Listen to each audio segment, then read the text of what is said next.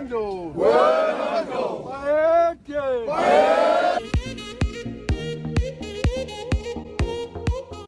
Sanibonani beautiful people, welcome back to my YouTube channel. If you are new here, my name is Thenjiwe.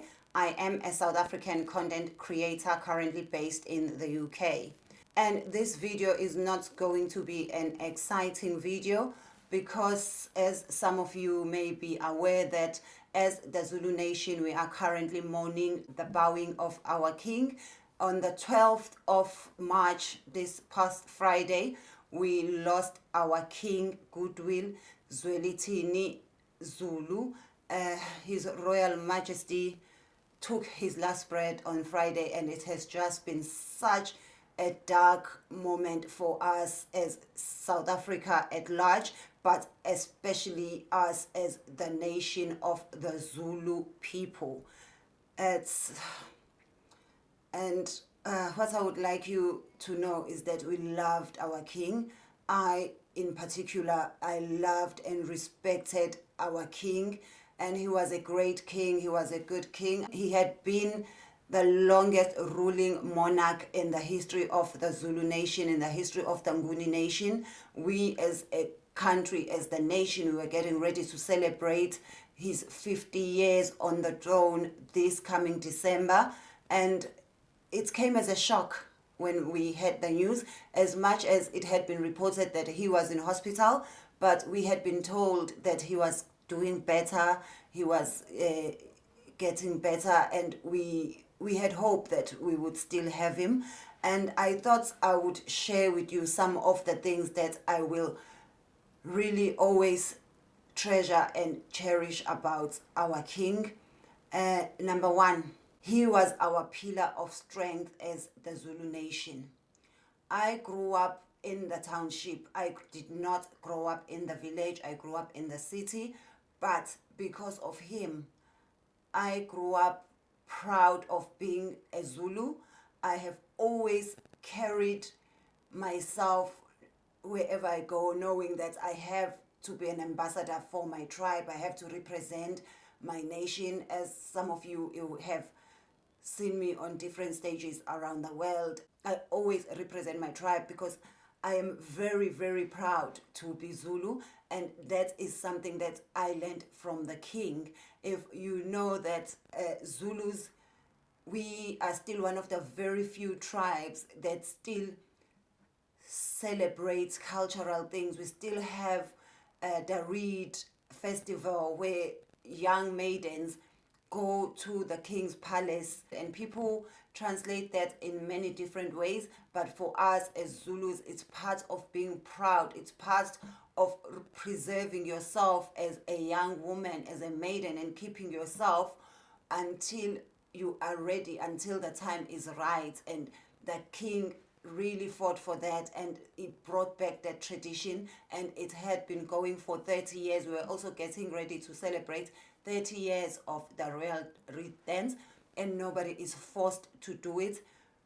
Young girls do it because they love it. I even know some people that do it until they are in their 70s, but that's a story for another day. His contribution to us as the Zulu tribe, as the Zulu Nation, was very great, because what he taught us, what he made us believe in about ourselves, about even our language. Zulu people are proud of their language. It's actually hard. Like, it took me so long to do a channel where I speak English, because my channels are in Zulu.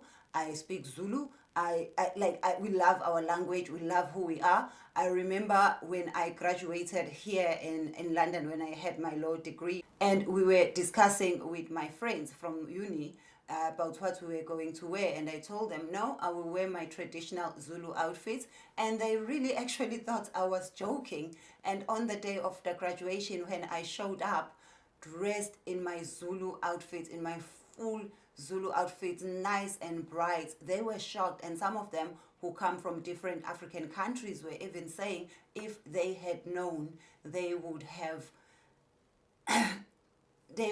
also want something to represent who they are. But that's how we are taught, that's how we are brought up, because we see our leaders doing it. We see people who are in charge of us it's just something that is in us. Wherever I go, it doesn't matter who is there, where it is, I always make sure that I go there as a proud Zulu woman.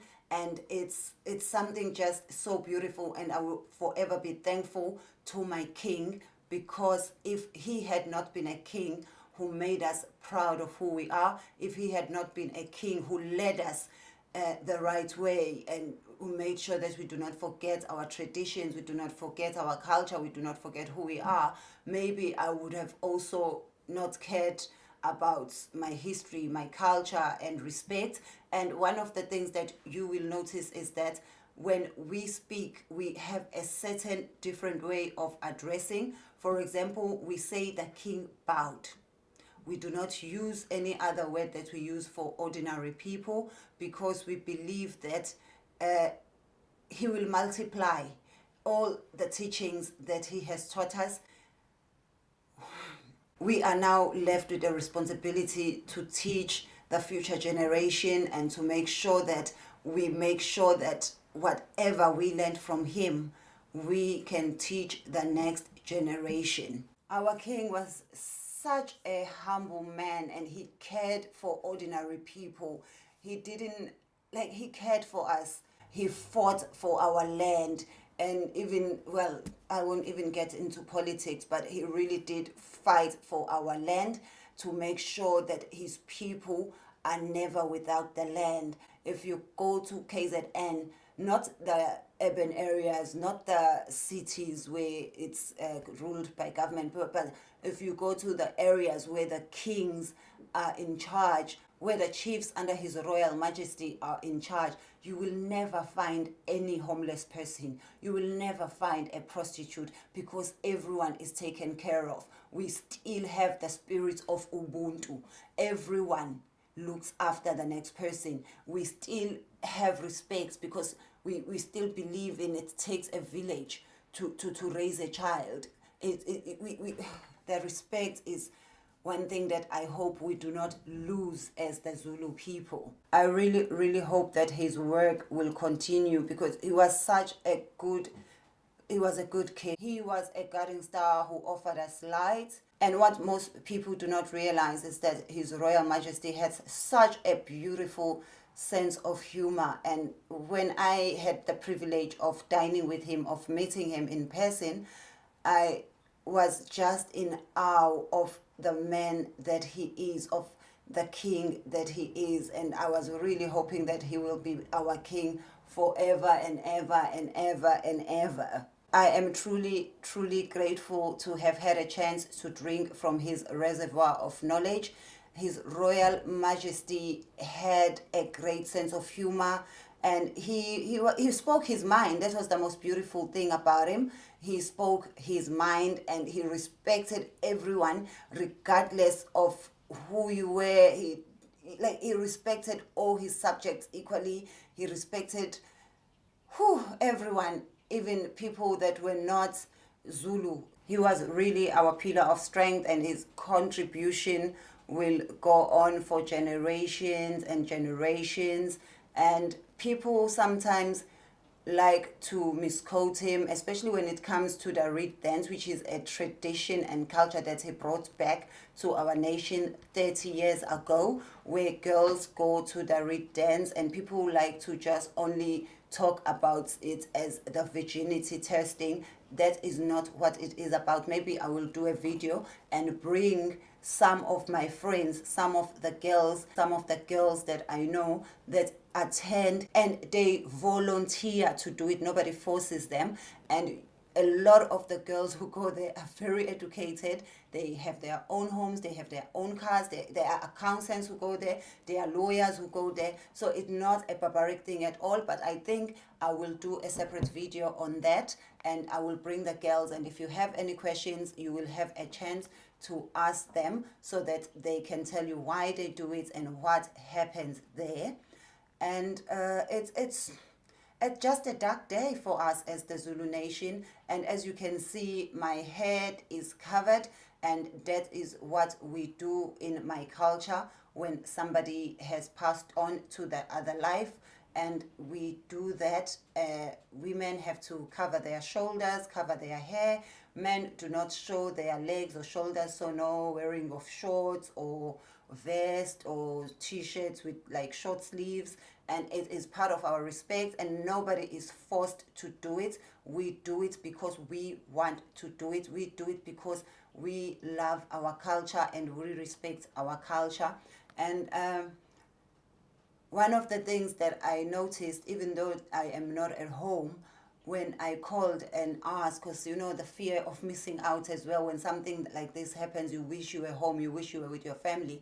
And I was asking people, and they were saying how the weather changed, which shows the power that we can never understand. Like, how does it happen that the weather just changes in a way that only our grandparents had told us about? Yeah, so I am really, really very, very, very sad. And I would like to ask you to keep us in your prayers as the Zulu Nation, because we need all the prayers we can. We need to pray that the next monarch is gonna be like our king, or maybe even better, because we had a good king.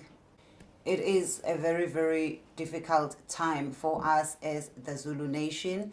We will forever respect our king. We will forever remember everything that he taught us. We will forever be proud of being Zulu, and we will forever represent our culture wherever we go. We will forever represent, and we will preserve the language. We will make sure that the future generations also benefit from what we benefited from His Royal Majesty. I can understand that as a nation we are really, really bleeding, but can you imagine what his own children, his biological children, are going through at the moment? It's very hard. According to various news sources, His Royal Majesty will be planted on Wednesday, and we do not know where, we do not know what time on Wednesday, because according to our culture, only men can go there, and only people who are part of the royal family. And I really do pray that they observe that and they don't get bullied by international media houses who will be wanting to come with their cameras, because we should preserve our culture. The king's last place of rest should not be known by anyone other than the people who were already close to him, his royal council, his advisors, and his very close family members. So we will be having a memorial service as South Africa, and I'm sure it will be broadcast by various news platforms online.